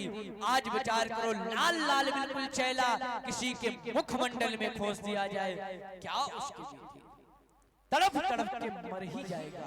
आज वही हाल हुआ, धुंधकारी तड़प तड़प के मर गया। अब तो उन वेश्याओं ने विचार किया कि हमें इन्हें इसी घर में गाड़ देना चाहिए। अब तो पांचों वेश्याओं ने घर के अंदर ही एक गड्ढा खोदा, उसी गड्ढे में धुंधकारी को गाड़ दिया, ऊपर से लीप कर दिया, लीपन पोतन कर दिया और राती रात का पांचों वेश्याएं आपस में धन को बांट करके निकल गई। इधर धुंधकारी एक प्रेत का रूप धारण कर लिया और प्रेत योनि में आकर के चारों तरफ भटकने लगा। और इधर हमारे जो गोकर्ण जी तीर्थ यात्रा पे निकले थे, एक दिन तीर्थ यात्रा करते करते घर के करीब आ गए और उन्होंने रात्रि हो गई, विचार किया कि चलो आज गृह में ही वास कर लेना चाहिए। रात्रि का समय है, गोकर्ण जी घर के अंदर प्रवेश किए। जैसे ही घर में आए, रात में शयन करने लगे, कहीं एक भेड़ का बच्चा बनकर धुंधकारी आ गया। उस बच्चे को देख के धुंधकारी गोकर्ण जी जैसे ही डांटे, डांट सुनते ही धुंधकारी वही भेड़ का बच्चा एक विशाल हाथी का स्वरूप ले लिया। पुनः डांटा, एक गधे का स्वरूप ले लिया। इस बार इस तरह अनन्य अनन्य स्वरूपों को दिखाने लगा। गोकर्ण जी समझ गए कि यह कोई बच्चा नहीं या कोई जानवर नहीं, ये तो कोई प्रेतात्मा है। फिर तो गोकर्ण जी ने हाथ में कमंडल से जल लिया, अभिमंत्रित किया, मंत्र पढ़ा और मंत्र पढ़ के जैसे ही उसके ऊपर डाला, उसके मुखमंडल से आवाज आई, भैया मैं आपका ही भाई धुंधकारी। पूरी वृत्तांत बता दी कि ऐसे ऐसे हुआ। समय का अभाव है, इसलिए संक्षेप में ठाकुर जी की सेवा को लेकर के गोकर्णोपाख्यान हमको अभी पूर्ण करना है। इसलिए सारा वृत्तांत बीता हुआ, जो भी वेश्याओं ने जो भी किया धुंधकारी के साथ, सब कुछ धुंधकारी ने गोकर्ण जी को बता दिया और कहा भैया अब जाओ मेरे लिए कुछ करो। गोकर्ण जी ने कहा ठीक है मैं करूंगा। गोकर्ण जी जाकर के गया श्राद्ध कर दिए, लेकिन धुंधकारी आज भी उसको मोक्ष नहीं मिला। अब तो पुनः स्वप्न में आने लगा धुंधकारी गोकर्ण जी के कि भैया अभी भी मुझे लाभ नहीं हुआ। गोकर्ण जी कहने लगे अरे मैंने तो तुम्हारे लिए गया श्राद्ध कर दी है। धुंधकारी कह रहा है भैया आप गया श्राद्ध एक क्या दसियों कर दो, हजारों कर दो, हमें ऐसे थोड़ी न मोक्ष मिलेगा। आप जब मेरा गया श्राद्ध करते होगे तो वहां पर नाम और गोत्र संकल्प लिया जाता है, तो उस संकल्प में आप हमें नाम तो मेरा लेते होगे लेकिन गोत्र मेरा नहीं लेते होगे। गोत्र तो आप अपना लेते होगे जो आपके मेरे पिताश्री का था। बोले भैया फिर तुम्हारा गोत्र कौन सा हो जाएगा, आप हो तो मेरे वंश के। उसने कहा भैया यही तो भूल है, मैं आपके वंश का ही नहीं था, मैं तो आपकी मौसी कंकाली देवी का पुत्र हूँ। ये तो झूठी खेल था एक। आप जाओ मेरे इस गोत्र से गया श्राद्ध करोगे, तब जाकर के भागवतामृत करोगे, तब जाकर के तुम्हें हमें इससे मोक्ष मिलेगा। गोकर्ण भगवान पुनः जाकर के गया श्राद्ध की और धुंधकारी के नाम से ही श्रीमद् भागवत महापुराण का आयोजन किया। आज कथा प्रारंभ हो गई, सब श्रवण कर रहे हैं। धुंधकारी सब आकर के स्थान ग्रहण कर लिए। धुंधकारी भी आया, वो कहने लगा कि भैया अरे मेरा स्थान कहाँ है, मुझे भी तो कोई स्थान दो। तो गोकर्ण जी ने क्या किया, एक बांस गड़ा हुआ था 7 कांट का बांस, बोले जाओ इस बांस में तुम बैठ जाओ और नित्य प्रति 7 दिवसीय इसी में रहना। जैसे ही 7 दिन की कथा विश्राम होगी, ठाकुर जी की कृपा होगी, तुम्हें अवश्य मोक्ष प्राप्त होगा। इसीलिए कथा भागवत जो होती है उसमें बांस गाड़ा जाता है। 7 कांट का बांस इसीलिए गाड़ा जाता है, वो धुंधकारी का स्वरूप। और क्यों गाड़ते हैं हम सब कि हमारे जो पूर्वज हैं कभी किन्हीं कारणों से कोई गलती भूल चूक हुई होगी या अकाल मृत्यु हुई हो, तो उनकी जो आत्मा भटक रही हो ना, तो उनको मोक्ष मिल जाए, इसीलिए भागवत कराई जाती है। 7 कांठ का बांस इसीलिए गाड़ा जाता है। उस बांस के रूप में हमारे पूर्वज आकर के कथा को श्रवण करते हैं। तो आज धुंधकारी कथा प्रारंभ होते ही प्रथम दिवस की कथा हुई। धुंधकारी प्रथम दिवस की कथा विश्राम होने के बाद प्रथम गांठ चिटक गई बांस की। इस प्रकार द्वितीय दिवस की कथा हुई, दूसरी गांठ चिटकी, तीसरे दिवस की 3 गांठ, 4, 5, 6, जैसे ही 7वें दिन की कथा विश्राम हुई, 7वीं गांठ चिटकी, दिव्य स्वरूप लेकर के धुंधकारी सामने प्रकट हो गया।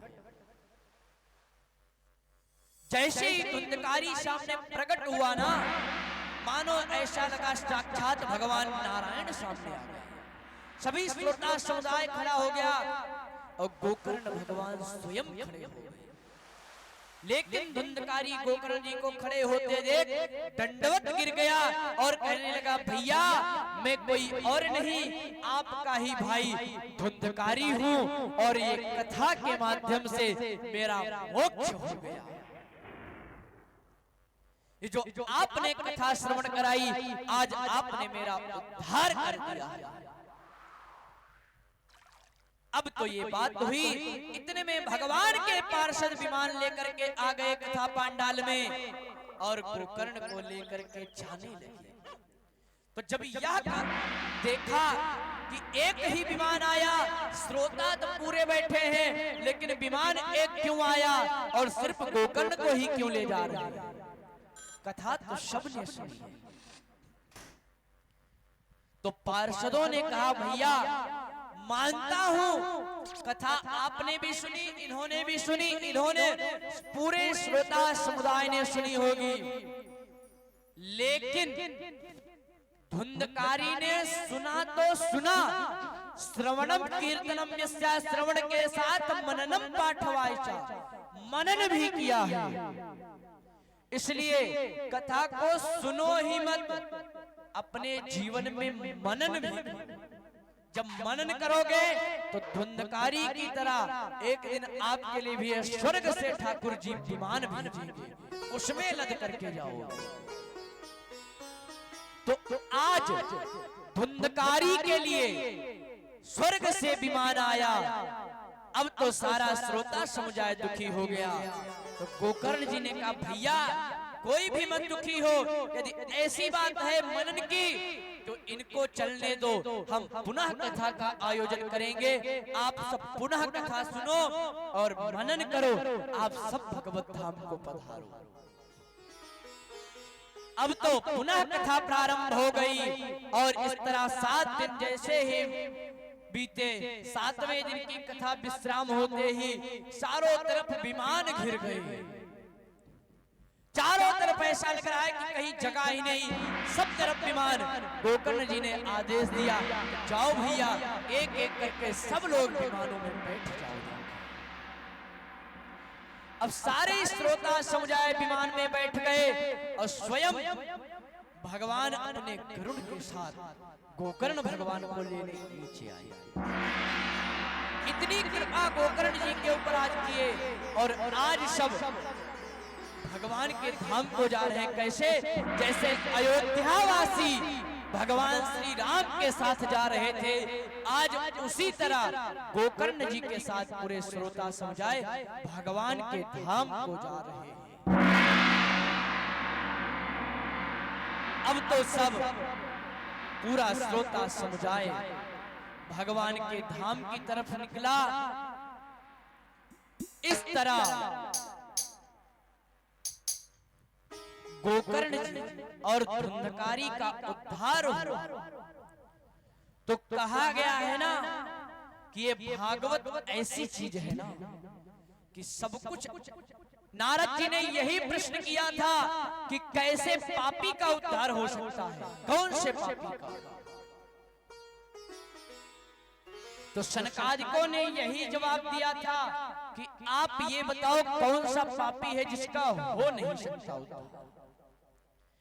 अरे ऐसा कोई पापी है ही नहीं जिसका कल्याण होना, तो आज वही हुआ, सबका कल्याण हो गया और धुंधकारी जी से महान प्रेतात्मा पापियों का भी कल्याण हो गया। तो इस प्रकार गोकर्णोपाख्यान हम सबको श्रवण करने को मिला। इससे सीख यह लेनी चाहिए कि हमें भगवान की भक्ति करनी चाहिए, भजन करना चाहिए। भजन करेंगे तो स्वयं द्वारिकाधीश हमें अपना लेंगे। समय अपनी सीमा पर है, आइए भगवान का नाम, तदोपरांत भगवान की मंगलमयी आरती होगी। श्री राम जय जय राम, श्री राम जय जय राम, श्री राम जय जय राम, श्री राम जय राम, श्री राम जय जय राम, श्री राम जय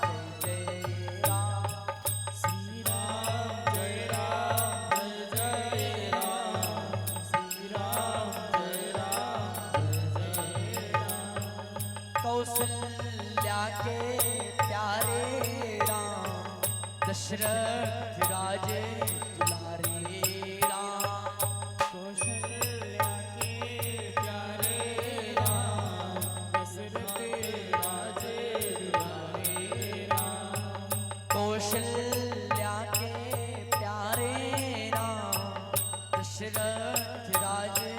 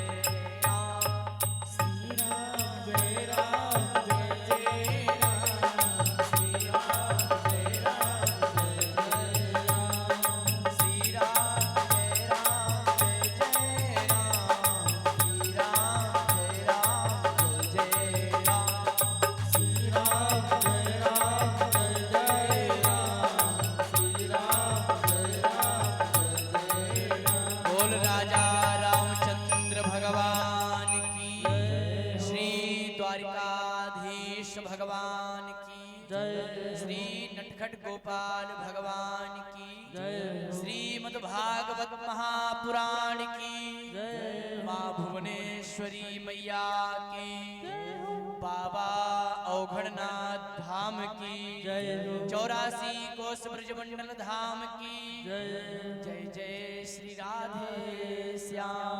आइए भगवान की मंगलमय आरती। सभी भक्त अपने स्थान पर खड़े हो जाएं, भगवान की पावन आरती करें।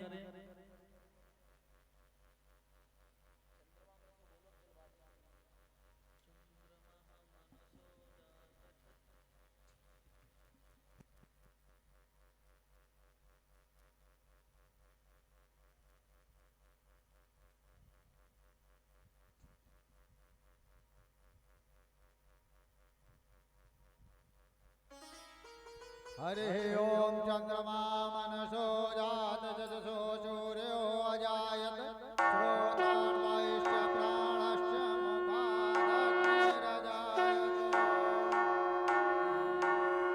श्री बांके बिहारी तेरी आरती गाऊं, श्री बांके बिहारी तेरी आरती गाऊं, श्री बांके बिहारी तेरी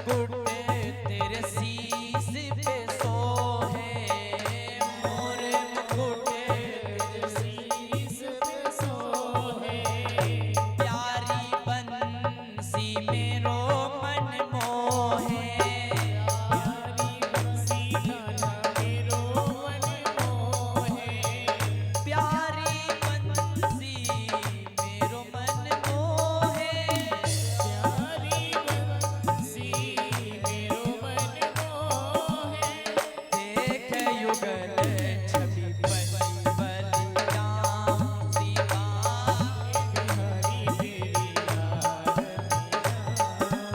आरती के बिहारी तेरी आरती राम।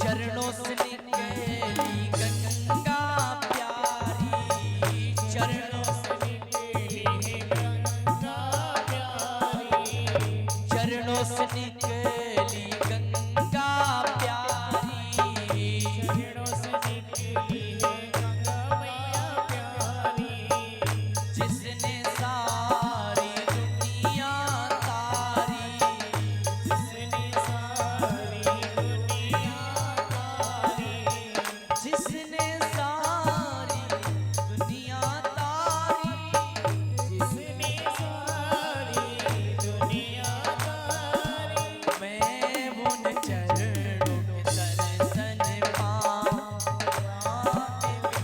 तेरी आरती गाऊं, आरती गाऊं प्यारे आपको रिझाऊं, आरती गाऊं प्यारे आपको रिझाऊं, हे गिरधर तेरी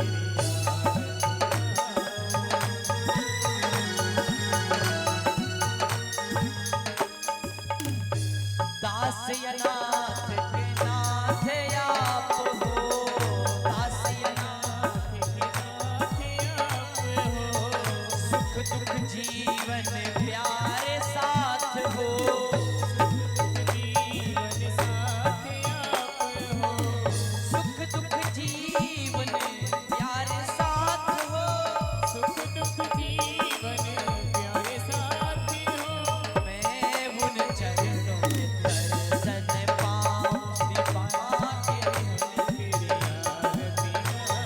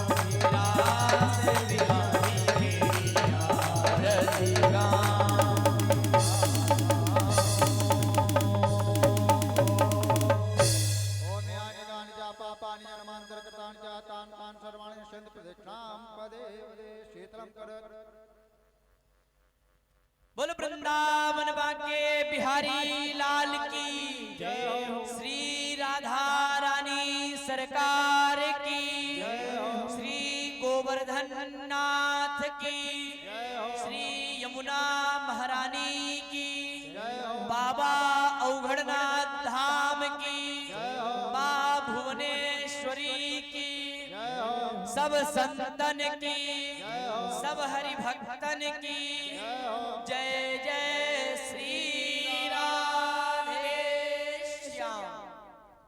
सभी लोग अपने स्थान पर बैठ जाएं। भगवान का आरती और प्रसाद लेकर के ही जाएंगे।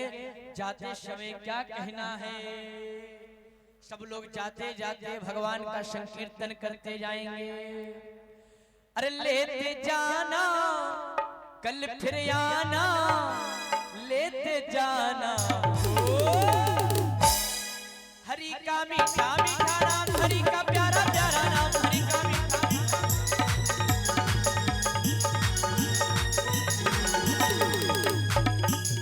लेते जाना कल फिर आना, लेते जाना कल फिर आना, लेते जाना हरि का मीठा मीठा नाम, हरि का प्यारा प्यारा नाम, हरि का मीठा मीठा नाम।